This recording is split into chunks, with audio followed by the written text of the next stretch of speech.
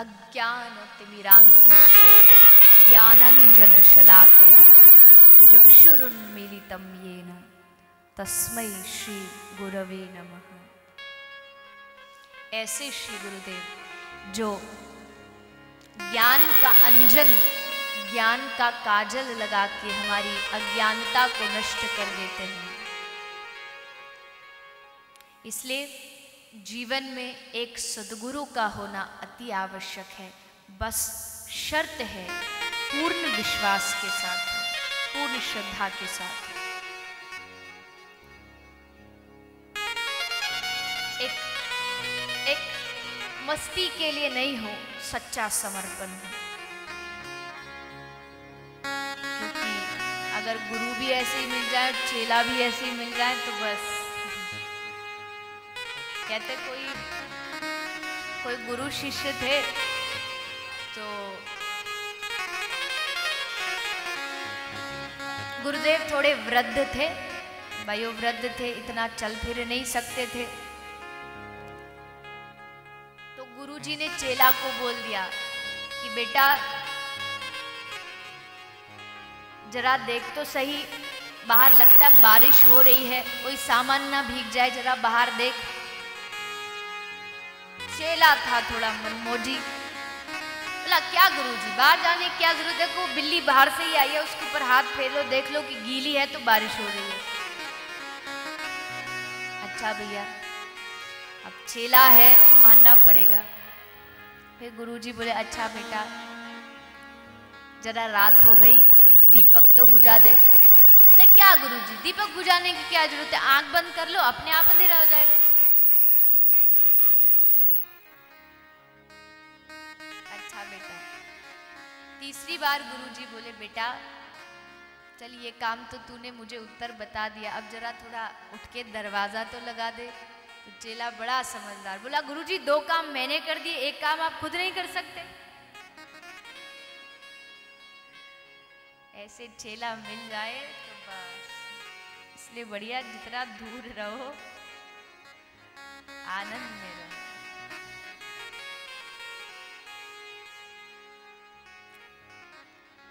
श्री सुखदेव गोस्वामी कोई सम्मान की चाह नहीं है, कोई बड़प्पन नहीं है। अरे देवताओं को जिन्होंने फटकार मार के भगा दिया हो उसको क्या सम्मान की भूख होगी।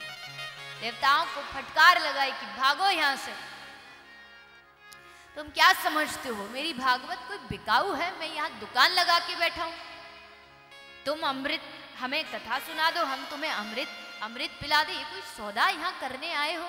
कथा सुननी है, चुपचाप पीछे बैठो, आराम से श्रवण करो, कौन मनाही करता है। पर भागवत को तुम तोलने आए हो। पूरी दुनिया को भी अगर एक तरफ रखा जाए और एक तरफ पर श्रीमद् भागवत को रखा जाए तो तात स्वर्ग अपवर्ग सुख धरहि तुला एक अंग, तूल न ताहि सकल मिल, जो सुख लव सत्संग। लव सत्संग शन से भी कम। पूरा स्वर्ग का, अपवर्ग, मोक्ष का, सबका सुख एक तरफ रख दो और एक तरफ एक लव सत्संग रख दो। सारा दुनिया का सुख एक लव सत्संग की अकेले बराबरी नहीं कर सकता। और तुम उस सत्संग को खरीदने आए हो। फटकार लगा के भगा दिया। देवता तो सोचे थे कि उनको लालच दे देंगे कि महाराज कहाँ आप पेड़ के नीचे बैठ के कथा सुना रहे हो, चलिए स्वर्ग चलिए, अच्छा हीरे मोतियों से जड़ा सिंहासन देंगे, आपका नाम होगा कि ये देवताओं के वक्ता हैं। लेकिन भागवत इन सब चीजों से परे। फिर वही बात आती है, ये तो कुआ है, जो प्यासा यहां आएगा उसको जल पिलाया जाता है। तो श्री सुखदेव गोस्वामी ने आज परीक्षित का हाथ पकड़ लिया है। अब 7 दिन में परीक्षित को भगवत प्राप्ति से कोई नहीं रोक सकता। श्री सुखदेव गोस्वामी ने भागवत प्रारंभ की, सृष्टि प्रकरण सुनाया जो कल हमने संक्षेप में श्रवण किया था। विराट रूप का वर्णन आया, तदुपरांत सृष्टि आगे कैसे बढ़ेगी इसके लिए श्री वाराह भगवान का प्रागट्य हुआ। वारा भगवान समुद्र में से पृथ्वी को लाए। ब्रह्मा जी ने अपने शरीर का मंथन किया और 2 स्त्री और पुरुष को प्रकट किया, जिनका नाम था मनु और शत्रुपा, जो सृष्टि के सबसे पहले स्त्री पुरुष थे। हम जितने भी लोग हैं आज धरती पर, सब उनकी संतान हैं। वहीं से ये वंश आगे प्रारंभ हुआ। हाँ, डार्विन की रिसर्च कहती है कि इंसान पहले बंदर था और फिर वो विकसित होता होता होता होता इंसान बन गया। अब वो तो ठाकुर जी जाने बंदर था कि क्या था, पर उस समय तो कम विकसित थी साइंस। अब तो बहुत टेक्नोलॉजी फास्ट है। तो मैं तो उनसे प्रार्थना करूं कि वृंदावन में जितने बंदर घूम रहे हैं, एक बार इन पर भी ट्राई करो। अब तो तुम्हारी टेक्नोलॉजी बहुत आगे है, अब तो थोड़ा ट्राई करना चाहिए। उनको भी थोड़ा चश्मे चुराने से फुर्सत मिले। अभी हम जब ब्रज यात्रा में थे तो रोज अनाउंस होता था, वृंदावन में घुसते यात्रियों को सावधान किया जाता था कि सब उतार लो। फिर भी एक भैया का पर्स तो ले ही गया, सब बताते हुए, चश्मा भी ले गए, कैप कैप।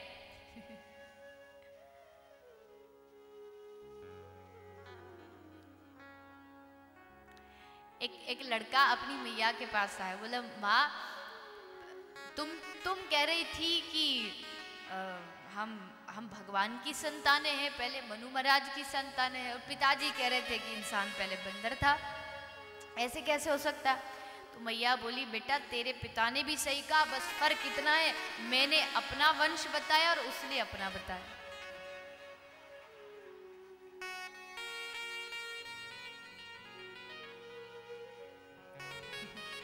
खैर ये सब विनोद की बातें हैं। जो भी था अभी तो इंसान है, बंदर हो चाहे, लेकिन भागवत सिद्ध करती है कि मनुष्य मनु महाराज से और शत्रुपा महारानी से सृष्टि आगे बढ़ी है, और हम वही मानेंगे जो भागवत कहती है।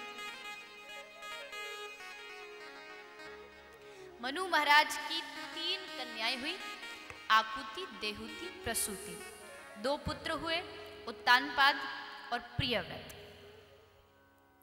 पहली पुत्री हुई आकुति, जिनका विवाह रुचि प्रजापति के साथ हुआ। एक पुत्र हुआ यज्ञ और एक पुत्री हुई दक्षिणा।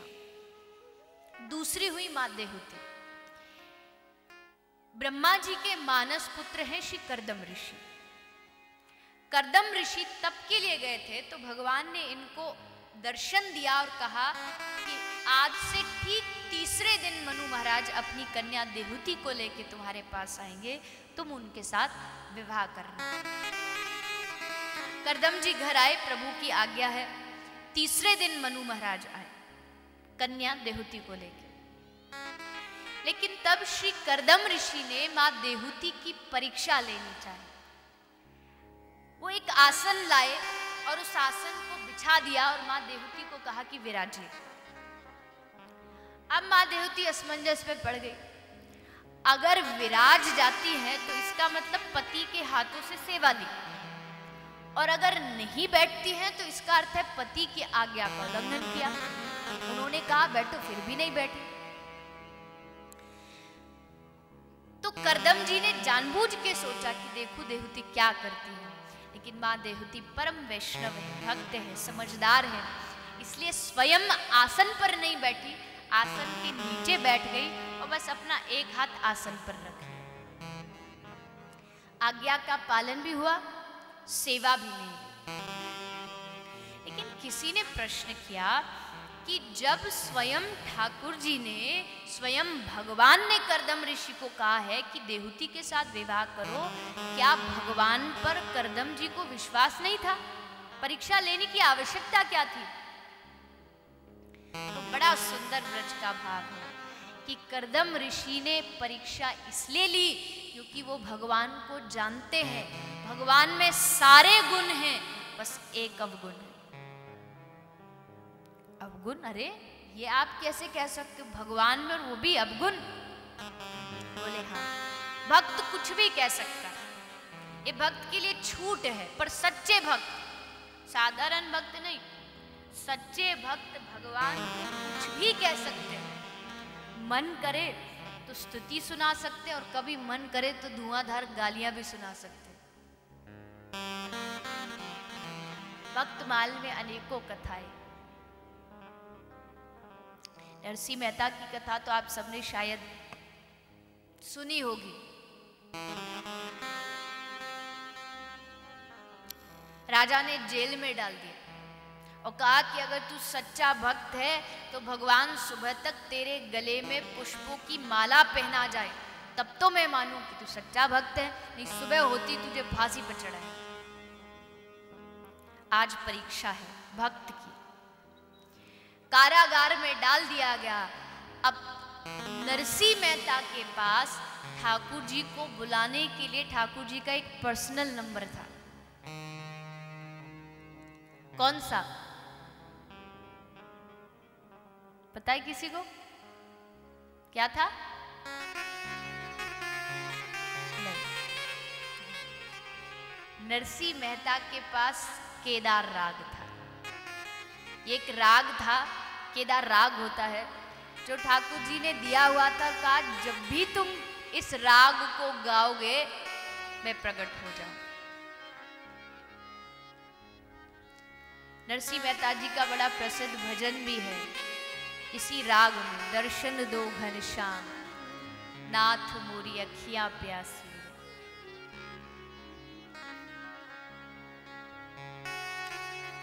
ये राग नरसिंह जी के पास था।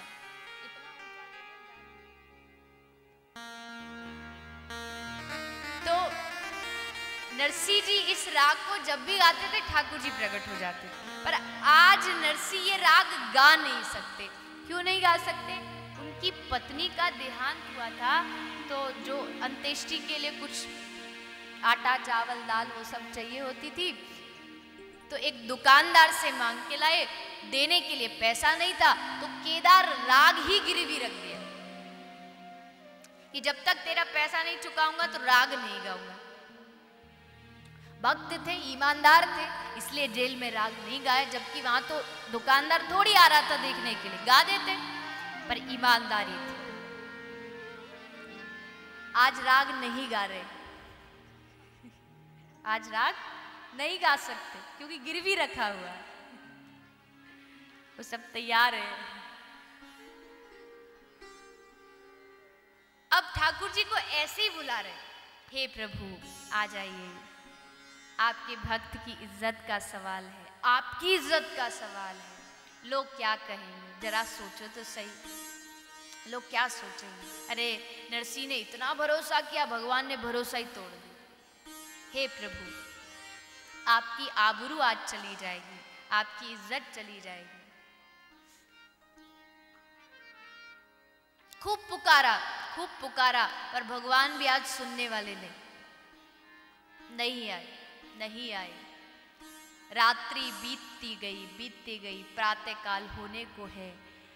नरसिंह ने देखा बहुत बुला लिया, बहुत स्तुतियां कर ली, बहुत मना लिया, अब ऐसे काम नहीं चलेगा। नरसिंह आए जोश में, आया बड़ा जोर का क्रोध और ठाकुर जी को फिर गालियां शुरू करी।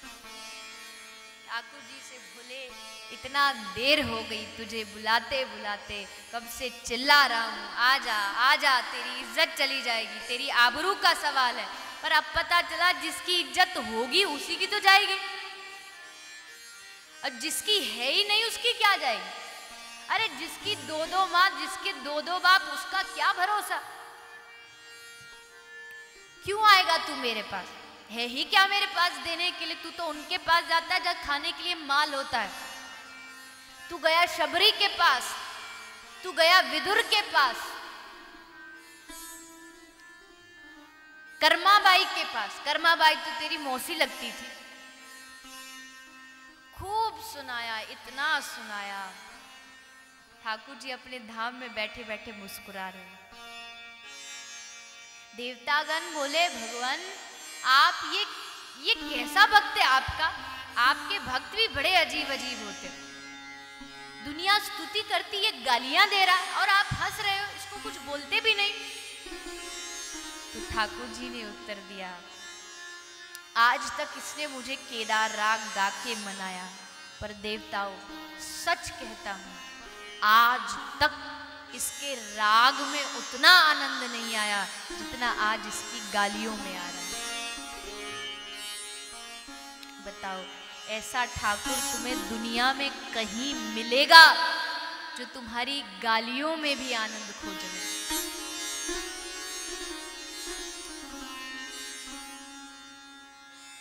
प्रभु जी मेरे अवगुण चित्त ना धरो, और वास्तविकता में प्रभु नहीं रखते, गालियों में भी आनंद ले लेते हैं। हमारे अवगुण पर भी न जाने कौन से गुण पर दया निधि रीझ जाते हैं। हमारा अवगुण भी कब उनको गुण लग जाए नहीं पता। और आज ठाकुर जी केदार सुन के नहीं, गाली सुन के आए और तब माला पहना के गए। तो यानी भगवान भक्त को कुछ भी कह सकता, पर ध्यान रखना ये भक्तों की बात कर रहे हैं हम जैसे साधारण लोगों की नहीं। कहीं सोचो नरसी ने गाली सुनाई थी, हम भी आज घर जाके सुनाएंगे, फिर गड़बड़ हो जाएगी। ये घर ट्राई करने की चीज नहीं है। ये तो कभी ऐसा भाव अपने आप आ जाता है, वो सोच विचार के नहीं आता, प्लानिंग करके नहीं आता। शबरी ने कोई सोचा थोड़ी था कि जब भगवान आएंगे मैं झूठा खिलाऊंगी तो भगवान खुश हो जाएंगे, तो हो गया था।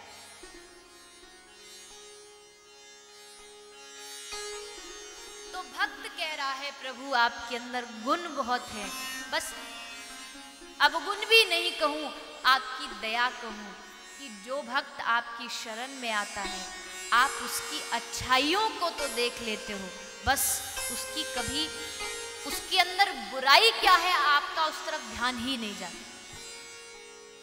देहूती आई, आपने उसके गुणों को तो देख लिया होगा, पर अवगुण की तरफ तो आपकी दृष्टि भी नहीं गई होगी, क्योंकि ये आपका स्वभाव है, सिर्फ गुण देखते हैं। अगर बुराइयां देखने लगे तो बस, बुराई नहीं देखते तभी हम जैसे खोटे सिक्के भी चल जाते हैं। अगर बुराई देखने लगे, अवगुणों को ढूंढने लगे तो हम सब के अंदर इतने अवगुण भरे हैं कि कभी भगवत प्राप्ति नहीं हो सकती, पर वो अवगुण देखते ही नहीं। तो आज भगवान की इच्छा समझ करदम जी ने मां देवकी को स्वीकार किया, उनके साथ विवाह किया। कथा बड़ी लंबी है किंतु संक्षेप में श्रवण करते हुए, देवी देहूती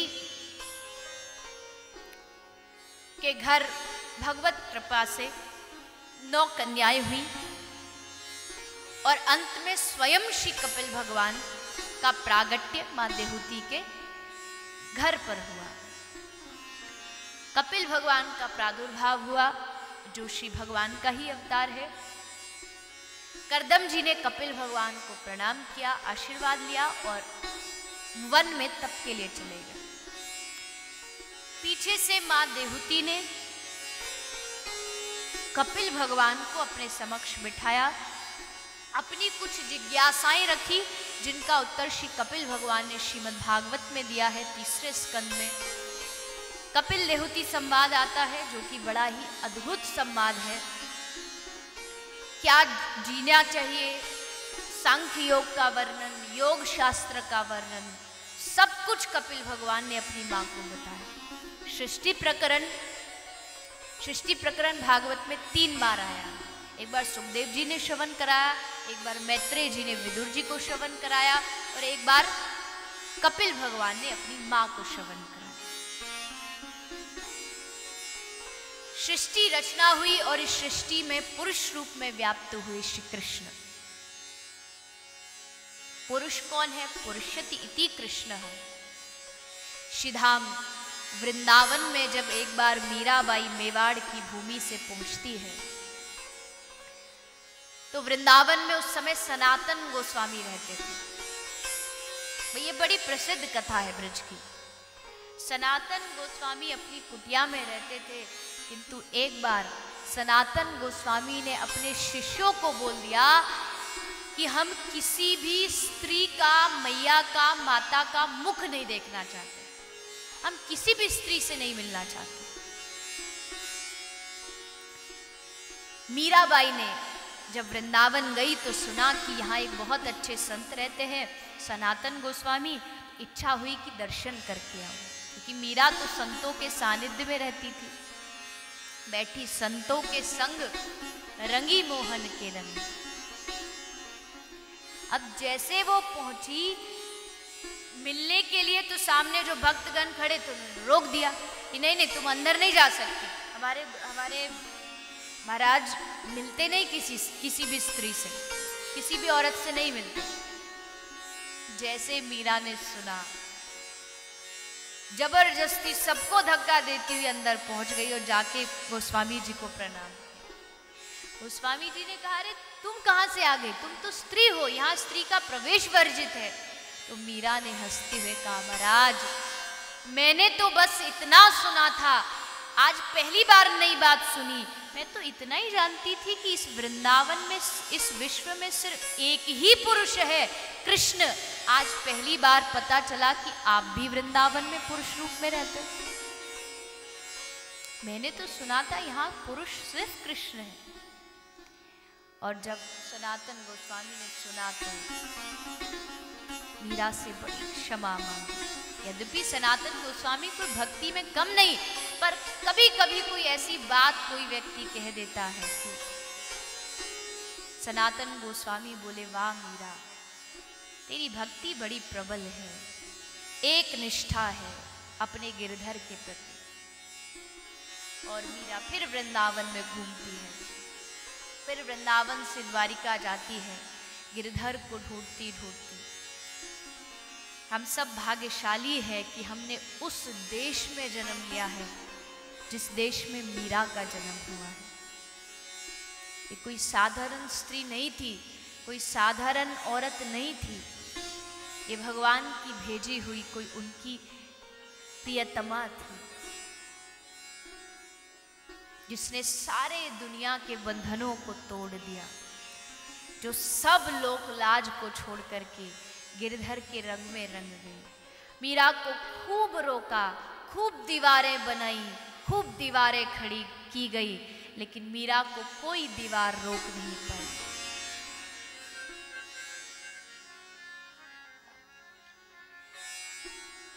मीरा का बड़ा सुंदर एक भजन,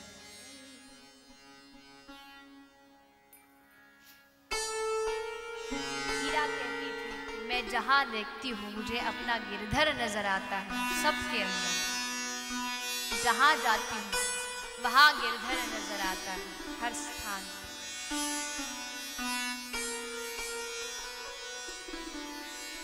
मैं देखूं जिस ओर सखीरी, मैं देखूं जिस ओर सखीरी, सामने मेरे सावरिया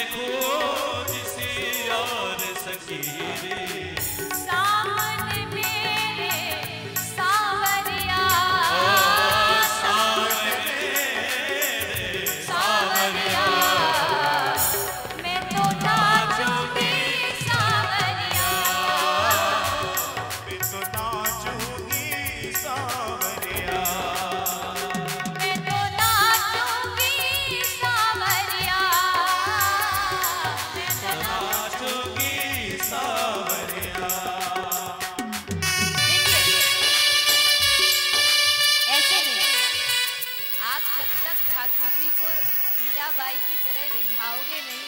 मीरा के पास एक ही चीज थी, बस तानपुरा लेकर के प्रारंभ हो जाती, पद गाती, नृत्य करती और ठाकुर जी को रिझाती। इसलिए जब तक वो भाव नहीं आएगा तब तक ठाकुर जी रीझने वाले नहीं, और खासकर पुरुषों में, भाइयों में। अभी थोड़ी देर पहले क्या कहा, जब तक पुरुष का भाव नहीं जाएगा ना कि हम आदमी हैं, हम पुरुष हैं, हमारी मर्यादा, जब तक ठाकुर जी की प्राप्ति नहीं हो सकती। इसलिए भाव से, श्रद्धा से मीरा का भाव अपने हृदय में लेकर के प्रभु को प्रसन्न करते हैं।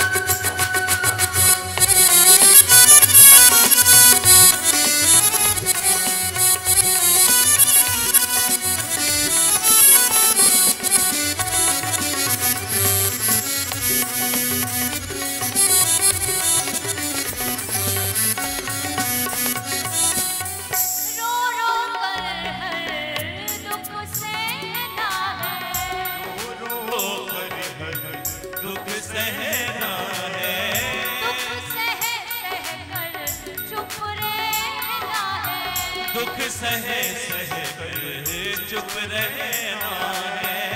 कैसे बताऊं कैसे बिछुड़ी, कैसे बताऊं कैसे बिछड़ी, कैसे बताऊं कैसे बिछुड़ी, कैसे बताऊं कैसे बिछड़ी।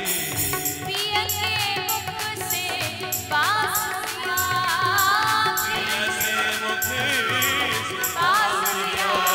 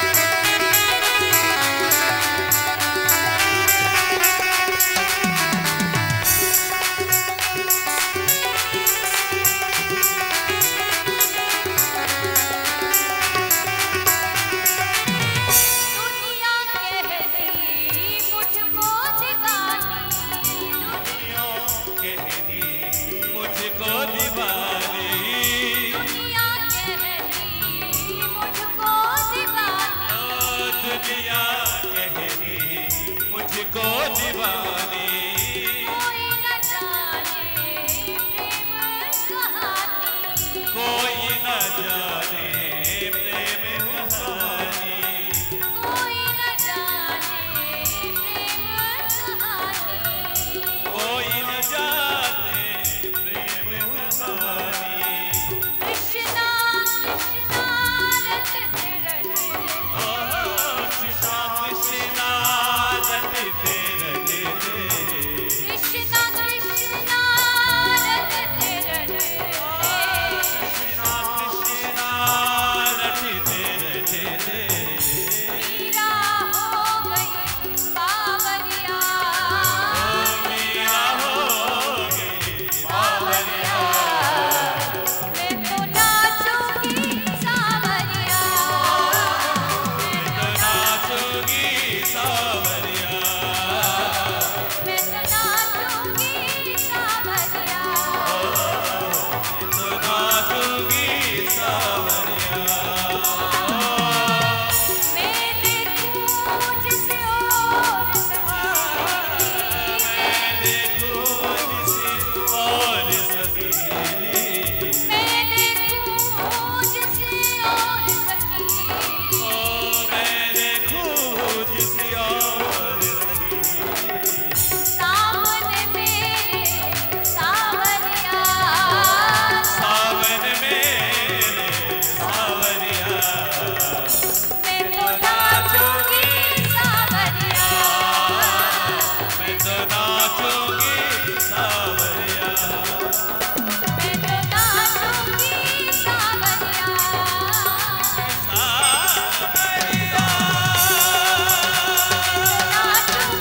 सावरिया,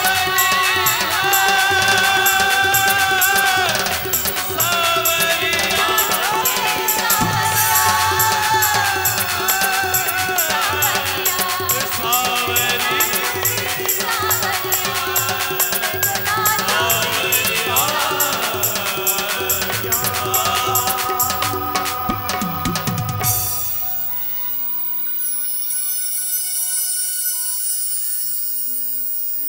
मैं देखूं जिस ओर सखी,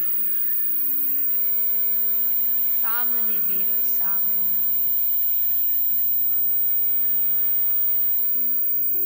मीरा के रंग रंग में भगवान बस चुके थे,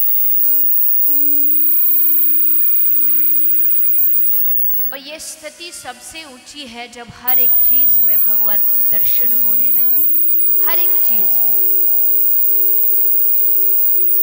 भक्त किसी से ईर्ष्या क्यों नहीं करते? जो पहुंचे हुए भक्त हैं, मैं साधारण लोगों की बात नहीं करूं, जो पहुंचे हुए संत हैं, पहुंचे हुए भक्त हैं, वो किसी से ईर्ष्या क्यों नहीं करते? उसका कारण ही यही है कि उनका कोई शत्रु भी होता है, उस शत्रु में भी उनको अपने भगवान का दर्शन होता है, और अपने भगवान से भला कभी कोई ईर्ष्या कर सकता है?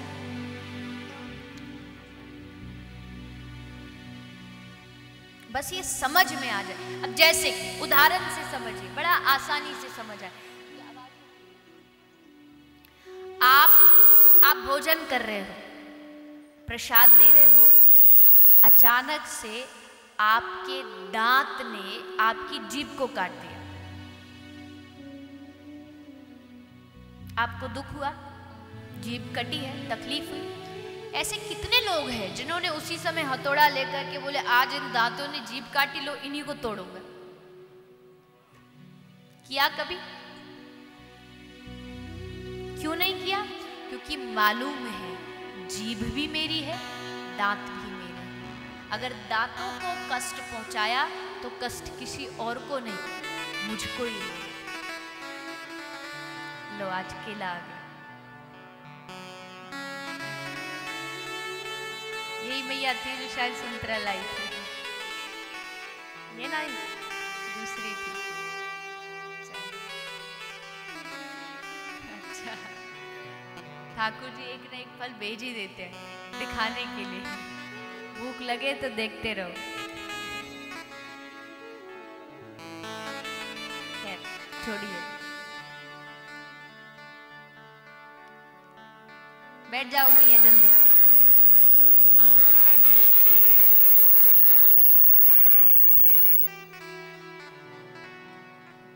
कई बार क्या होता है,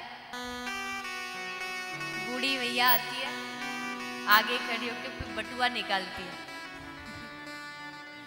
और फिर नोटों को गिनती है, फिर पूरे श्रोताओं के ध्यान मैया के बटुआ पे, वक्ता जी भी बस वही ध्यान, सब दरिद्र रह जाए।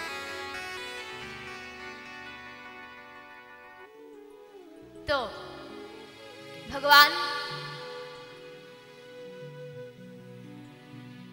जैसे हमें ज्ञान हो जाता है कि जिह्वा भी हमारी है, दांत भी हमारे हैं, वैसे ही एक समय ऐसा आता है जब हमें ज्ञान हो जाता है शत्रु भी मेरा है, प्रेमी भी मेरा है, कोई फर्क नहीं आता। उसको पता है अगर सामने वाले को कष्ट पहुंचाया तो वो इसको कष्ट नहीं होगा, वो मेरे भगवान को ही कष्ट होगा। एक स्थिति ऐसी आ जाती है भक्ति में, सबको नहीं आती, जिस पर प्रभु कृपा हो जाए उसको आती है।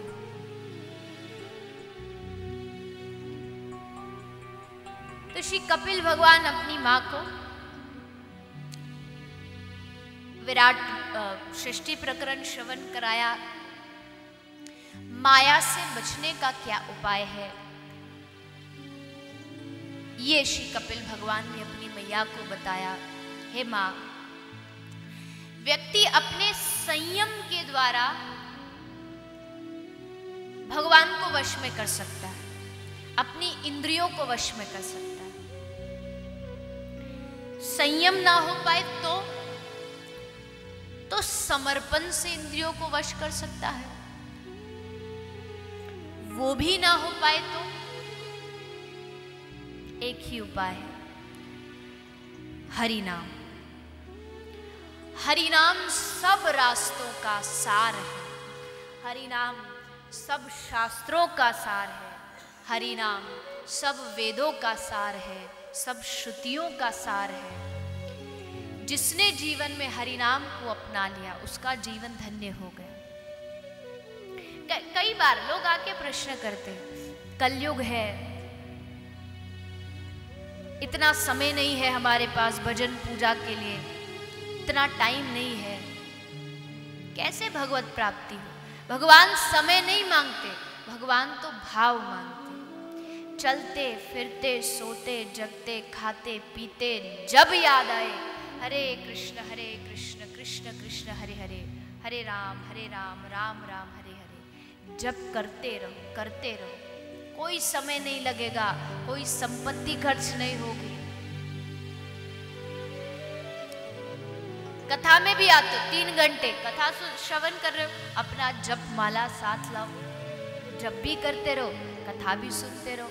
जप माला नहीं भी है, मन मन में जप करते रहो।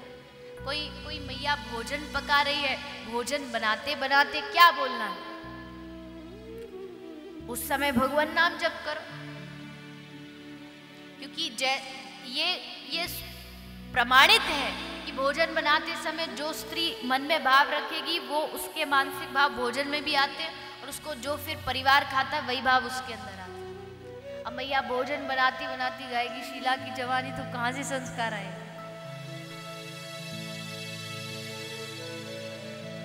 सिनेमा से आई है देख के तो वही चलेगा, और जो फिर उस समय सोचेगी वही उसके भोजन में अंश जाएंगे और वही फिर बच्चों में जाएंगे।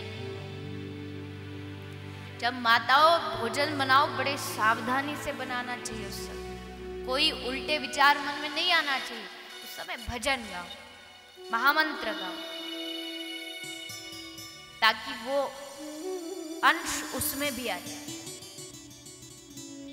झाड़ू लगा रहे हैं, हाथ से ही तो झाड़ू लगता है, मुख तो खाली है, हरि नाम जप करो, क्योंकि कलयुग केवल नाम आधारा, सुमिर सुमिर नर उतर ही पारा।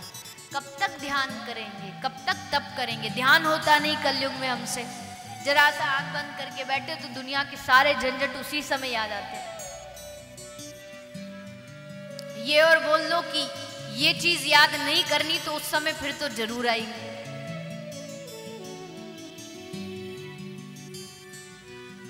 एक आदमी किसी संत के पास गया, बोले महाराज आप मुझे दीक्षा दे दो। बोले नहीं, ऐसे दीक्षा नहीं मिलेगी, पहले कुछ दिन माला कर, जप कर, और बस ध्यान रखना एक ही शर्त है मेरी, जब तू जप करे तो अपने मन में बस तू बंदर का ध्यान मत करना। बोला बाबा ये भी कोई बात हुई, जप करते समय कोई क्यों बंदर का ध्यान करेगा, ये तो बड़ी छोटी सी शर्त है, एक क्षण में पूरा कर लूंगा। घर गया, माला लेके बैठा, जैसे बैठा तो वही बात याद आई। फिर मन में सोचा कि आखिरकार गुरुजी ने बंदर के ध्यान करने का मना किया क्यों था, और बंदर का ध्यान शुरू हो गया। कहीं अगर बोर्ड पर लिखा हो ना कि यहां झांकना मना है, चाहे वहां से 100 बार निकल जाओगे नहीं झांकेंगे, लेकिन अगर बोर्ड पर दिख गया कि झांकना मना है, फिर तो दिल बार बार कहेगा एक बार देख तो सही ऐसी चीज है क्या वहां। कोई डायरी पर लिखा हो कि इसको पढ़ना मना है, प्राइवेट डायरी, तो बस ये स्वभाव है आदमी सबका, मना करो तो उल्टा करेगा, ध्यान होता नहीं, तप हमसे होता नहीं, यज्ञ कभी कभार प्रभु कृपा हो जाए, जैसे यहाँ समिति ने बड़ा सुंदर यज्ञ कराया है तो 7 दिन करेंगे, उसके बाद विश्राम। जबकि गृहस्थ का नियम है कि नित्य प्रति घर में यज्ञ होना चाहिए। आजकल कोई करता नहीं, समय नहीं, व्यवस्थाएं नहीं, मन नहीं, तो कोई बात नहीं, भागवत सब कुछ क्षमा करती है।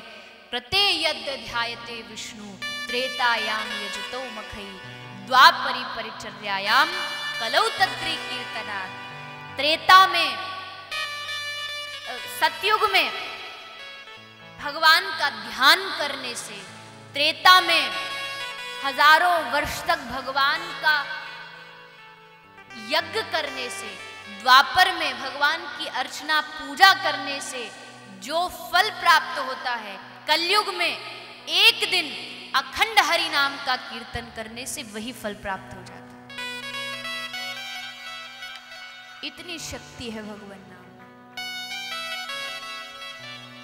तो विचार करो 7 दिन जो अखंड कीर्तन चल रहा है, इसका कितना फल प्राप्त होगा। हमारी समझ से परे, समझ से परे। यहां से जब जाया करो ना तो उस स्थान को प्रणाम किया करो, वो स्थान धन्य है।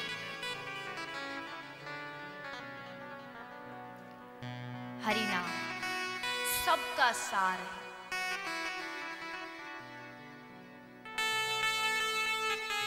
श्री चैतन्य महाप्रभु के बारे में आप जानते हैं? कौन कौन जानते हैं?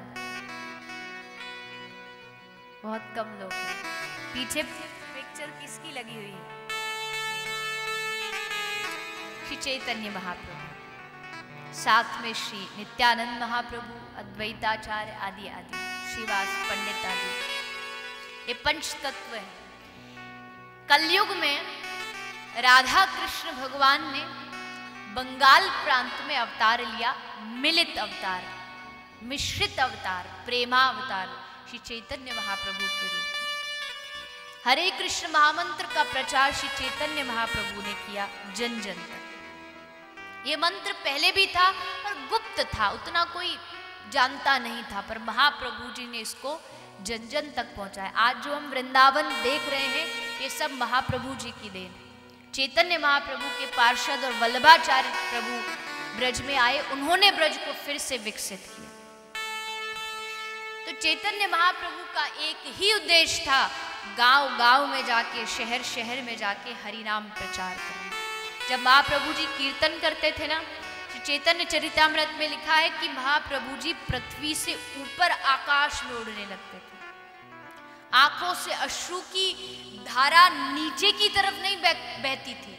प्रभु विरह में इतना आवेश में आ जाते कि धारा सामने से बहने लगती।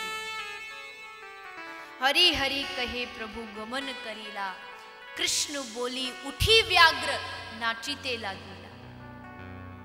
कृष्ण नाम सुनते ही श्री महाप्रभु जी इतने विरह में आकर हो जाते, हा कृष्ण कोथाए कृष्ण, बोलते बोलते पूरे वृंदावन में प्रभु को ढूंढते। उन्हीं श्री महाप्रभु जी ने इस नाम का प्रचार किया और दुनिया को नगर संकीर्तन करना सिखाया। महाप्रभु जी जब चलते थे तो हजारों हजारों मृदंग उनके साथ चलती थी, शेर चीता उनके साथ झारखंड की झाड़ियों में नाचते थे। उस नगर संकीर्तन को ही हम सब ने प्रातःकाल शुरू किया तो उसका नाम प्रभात फेरी पड़ गया। आज भी हुई। कौन कौन आए थे प्रभात फेरी में? कौन कौन आए थे?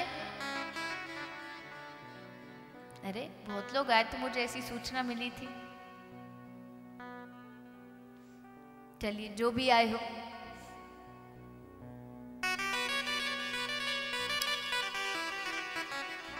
श्री चैतन्य महाप्रभु कहते, पशु पक्षी कीट भृंग बोली ते ना पारे, सुन ले हरि नाम तो तारे सब तरे। ये फल है प्रभात फेरी का। पशु पक्षी कीट जो बोल नहीं सकते, उनके कान में हरि नाम जाएगा तो तारे सब तर जाएंगे और उसका फल हमें प्राप्त होगा। इसलिए प्रभात फेरी में जो भी लोग सम्मिलित हो, आज हुए, आगे भी 7 दिन तक चलेगी, तो आप सब पधारे प्रभात फेरी में, उसका आनंद लें। थोड़ा दूरी पर रुके हुए हैं और वैसे भी पहले कुछ 2-4 दिनों तक हमारे साथ जो मंडली है वो करती है प्रभात फेरी, सिखाती है कैसे करना चाहिए, ताकि आप बाद तक भी फिर करते रहो।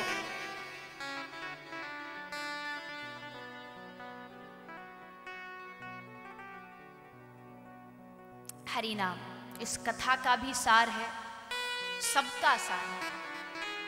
इसलिए इंद्रियों को वश में करने का भगवत प्राप्ति का साधन है। जपते रहो, कहते रहो, प्रभु नाम लेते रहो, जब समय मिल जाए।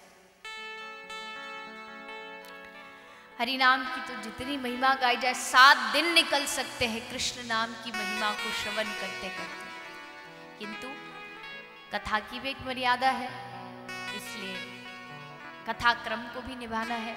थोड़ा कथा क्रम को निभा ले। भगवान श्री कपिल भगवान अपनी मां को सांख्य योग का वर्णन, नित्य नियम कर्म आदि आदि श्रवण कराते हैं। आशीर्वाद लिया और कहा, हे मां, अब आप जाइए, भजन कीजिए, भगवत प्राप्ति कीजिए। माँ देवती गंगा सागर गई, भजन किया और भगवत प्राप्ति की। क्योंकि ये आवश्यक नहीं कि मैं भगवान की माँ हूं तो मुझे भजन की जरूरत नहीं, ऐसा नहीं हो सकता। भक्ति की आवश्यकता हर एक व्यक्ति को है। भजन हर एक व्यक्ति का अपना व्यक्तिगत है, चाहे वो कृष्ण की माँ हो, चाहे किसी भी अवतार की माँ हो, पिता। गुजराती में कहावत है ऐसी, भजन, भोजन और लगन, इन 3 चीजों में कभी प्रॉक्सी नहीं चल सकती। प्रॉक्सी माने मतलब हिंदी वर्ड, ये नहीं चल सकता कि आपको भूख लगी हो, आप बोलो कि हमारे पास तो समय नहीं है, आप अपने पड़ोसियों से बोलो भैया आप फ्री हो, चलो आप भोजन कर लो, हमारी भूख मिट जाएगी। ऐसा होता कभी? कभी नहीं। भोजन जो खाओगे खुद को भूख मिटेगी। लगन, विवाह, इसमें भी प्रॉक्सी नहीं चल सकती। आप कहो कि मेरी तो मीटिंग है, मैं तो नहीं आ सकता, अपने दोस्त को बोलो जा तू मंडप पे चला जा, मुझे मीटिंग अटेंड करनी है, नहीं चल सकती। भजन, भोजन और लगन, भजन में भी नहीं चल सकती। अब तुम कहो, मैंने बहुत सुना है इस बात को, पति लोगों से आए, बोले कथा में आप आते हो, माला करते हो, बोले नहीं नहीं हमारी पत्नी कर लेती है, बस हमारा तो उसी में हो जाता है। भोजन भी पत्नी कर लिया करेगी कल से, तुम उसी में मान लिया करो।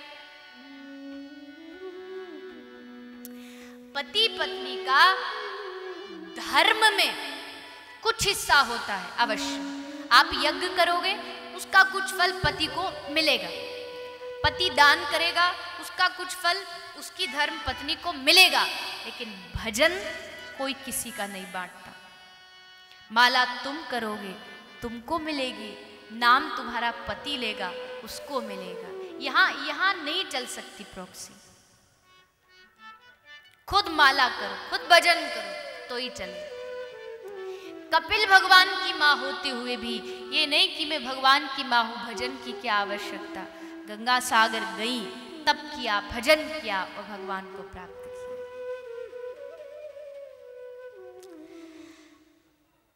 तो भगवान की मनु महाराज की दूसरी कन्या देहुति हुई, तीसरी कन्या हुई प्रसूति, जिनका विवाह श्री रुचि प्रजापति के साथ हुआ। 16 कन्याएं हुई, जिनमें से एक कन्या थी सती, जिनका विवाह भोलेनाथ जी के साथ हुआ। कथा आती है, आप सभी जानते हैं, भोलेनाथ जी का दक्ष ने अपमान किया, किंतु भोलेनाथ जी तो भोले, जिनका नाम ही भोलेनाथ हो उनकी तो क्या वर्णन करें। बड़े सीधे साधे देव हैं, बड़ी जल्दी रीझ जाते हैं। तुम इनके ऊपर एक लोटा गंगा जल चढ़ाओ तब भी खुश हो जाएंगे, बेलपत्र चढ़ाओ तब भी खुश हो जाएंगे, 10 रुपया की चनोरी चढ़ाओ तो भी खुश हो जाएंगे, और मंदिर का घंटा लेके भाग जाओ तो भी खुश हो जाएंगे। इतने सीधे साधे देव।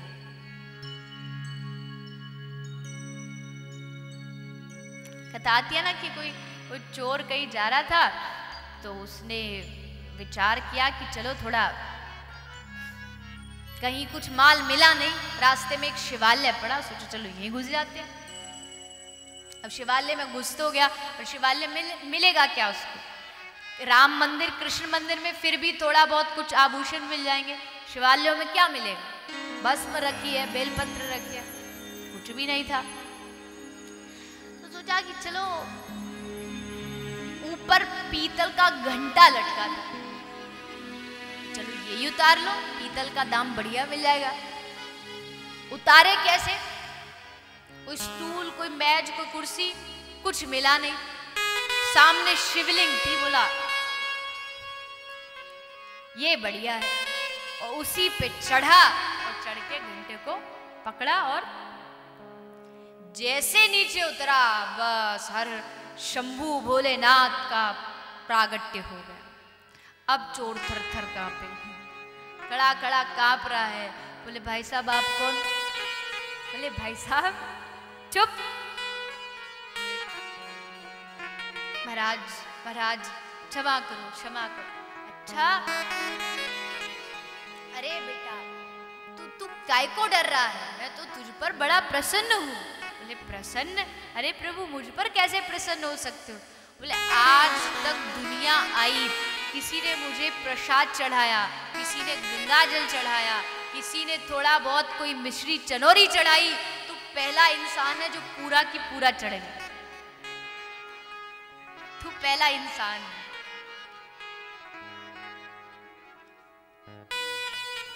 देखो भैया फिर बोलूं, चेतावनी है। जब कोई टीवी में आता ना कोई खतरनाक चीज, तो उसमें नीचे वार्निंग लिखी होती है, don't try it at your home. गलती से भी आप मत सोच लेना कि आज कथा में सुना, चलो आज इसको प्रैक्टिकल करके देखते हैं, तांडव हो जाएगा। तो भाव की बात है, भाव जगत की बात है। यहाँ कोई कॉपी नहीं चलती, नकल नहीं चलती।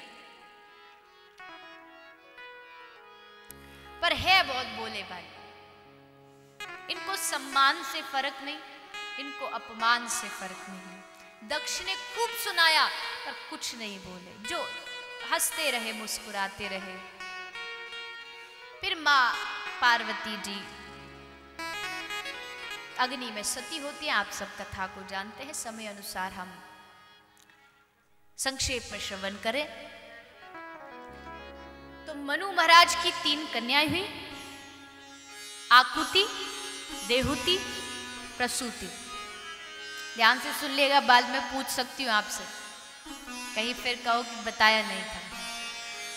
3 पुत्री हुई, 2 पुत्र हुए। पहले पुत्र का नाम है उत्तानपाद। उत्तानपाद की 2 पत्नी हैं, सुनीति और सुरुचि।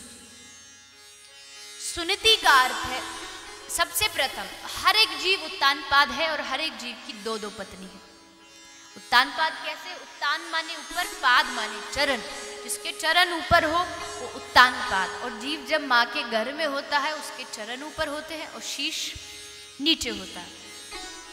दो पत्नियां क्यों है?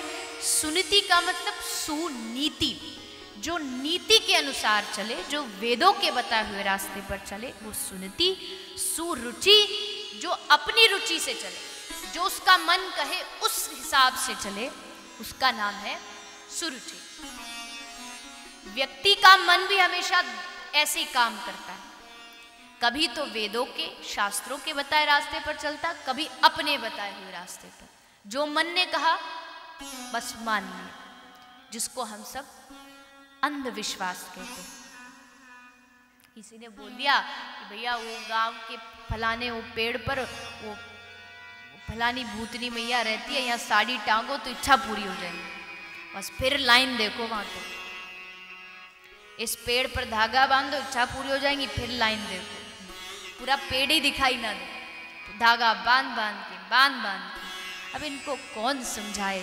जो कर्म किया है वो तो तुम्हें मिलेगा, चाहे कहीं भी। गुरुजी को प्रणाम करके घर से निकल के जा रहे हैं कोई नौकरी के लिए। जैसे निकले तो गुरुजी ने कहा बेटा अभी मत जा, थोड़ा अभी समय मुझे कुछ अच्छा आभास नहीं हो रहा। बोला नहीं गुरुजी, बड़ी मुश्किल से इंटरव्यू की डेट मिली, ऐसे कैसे नहीं जाऊंगा। जा बेटा तेरी इच्छा। आगे गया तो बिल्ली आ गई, बिल्ली रास्ते से निकल गई, और जैसे रास्ते से निकली फिर वापस दौड़ के आया। बोले हाँ गुरुजी आप सही कह रहे थे, अभी समय अच्छा नहीं है। गुरुजी बोले वाह भैया, इसका मतलब गुरु की बात पर विश्वास नहीं है, गुरु से ज्यादा विश्वास बिल्ली पर। गुरु पर होता तो पहले मानता।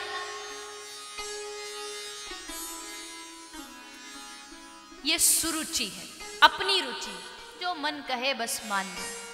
शास्त्रों में नहीं लिखा। एक सुनीति और सुरुचि। सुरुचि के घर उत्तम जैसा पुत्र होता है और सुनीति के घर स्वयं परम वैष्णव परम भागवत श्री ध्रुव महाराज जैसे पुत्र का प्रागट्य होता है। ऐसा भक्त इतिहास में कोई नहीं हुआ। 5 साल का बालक, कोई विचार करे, जिसको चलना नहीं आता, जिसको बोलना नहीं आता, जिसको ढंग से अभी जिसने जीना सीखा नहीं, 5 साल का बालक घर को छोड़ के वन में जा रहा है। क्यों? भगवत प्राप्ति के लिए। निकल पड़े श्री ध्रुव महाराज। रास्ते में नारद जी से भेंट हुई। श्री नारद जी से भेंट होकर के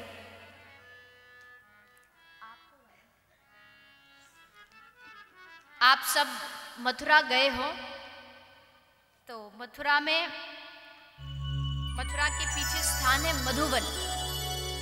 उसी स्थान पर बैठ के, उसी टीले पर बैठ करके श्री ध्रुव जी ने तप किया था। आज भी वो स्थान बड़ा रमणीय है, बड़ा सुंदर है। तो जब श्री ध्रुव जी निकले, नारद जी से भेंट हुई। नारद जी ने पूछ लिया बेटा इतने भयानक जंगल में अकेला कहाँ जा रहा है? महाराज भगवत प्राप्ति के लिए जा रहा हूं। नारद जी जोर से हंसे, परीक्षा लेना चाह रहे थे। अरे बेटा अभी तू छोटा है, अभी तू जानता नहीं, कभी माँ की गोद से तू उठा भी